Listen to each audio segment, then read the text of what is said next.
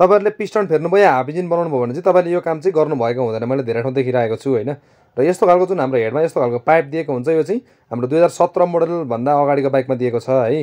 र तपाईँको के हुन्छ भने यो पाइप चाहिँ यसरी पुरै यसरी बन्द भयो होइन, र यसमा चाहिँ पुरै यसरी डस्ट भरियो भने चाहिँ हाम्रो बाइक एकदमै हिटिङ हुने है, र बाइक चाहिँ स्टार्टमा नबस्ने पनि हुन्छ है त।